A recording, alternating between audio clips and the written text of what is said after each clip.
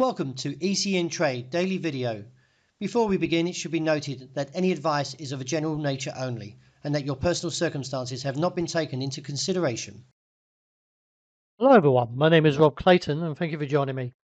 Presently, the Australian dollar remains under pressure after sliding to a fresh 11-week low around 69 cents, or more to the point, 68.86, as sticky underlying inflation and broad US dollar strength continuing to weigh on the market.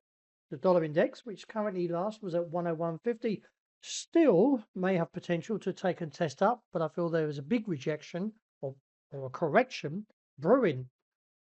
Meanwhile, this week, headline CPI eased to 4%, with the RBA's preferred trimmed mean inflation pressure accelerated to 3.6%, reinforcing concerns that core price pressures remain persistent.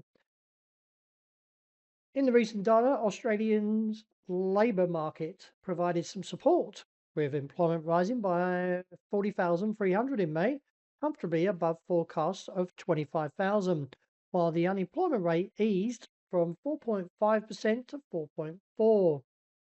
Looking ahead, markets will focus on the US PCE inflation data for further clues on the Federal Reserve's policy outlook. But from the technical outlook, it still remains fragile. We are oversold on the RSI, and the ADX is still holding to a relatively bear trend. But there's a bull trap brewing anywhere close towards this bottom side around 68, 35, 55 area. And if so, could see the bear trap triggered and look for a correction back up towards 70 cents. Turning to the euro, the market is still weighing on the support area seen around 113.40.50, but we could see a bounce from there. But failing that, because we have seen a low 113.44, that we could see a drop towards 112.65.75. As I mentioned, US personal consumption expenditures, or the PCE inflation data, still waits and could give fresh direction. Turning to dollar yen, well, the market is still somewhat hesitant as intervention speculations build. We're getting very close to the top now, and therefore could see one of these candles come through and wipe out all these gains and drop back towards the 158 region. Sterling still a little bit under pressure due to the recent UK Prime Minister resigning, and also weak PMI data and softer inflation, which has further dampened expectations of the Bank of England's rate hike. Nevertheless, all eyes will be on the US inflation, so there's a bit of divergence coming in here.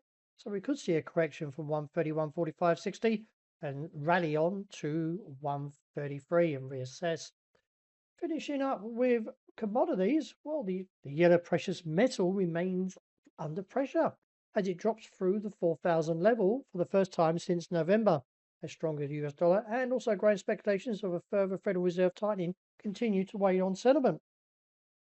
With the dollar index on a 13-month low, as I mentioned, around 101.50, let's see how the market plays.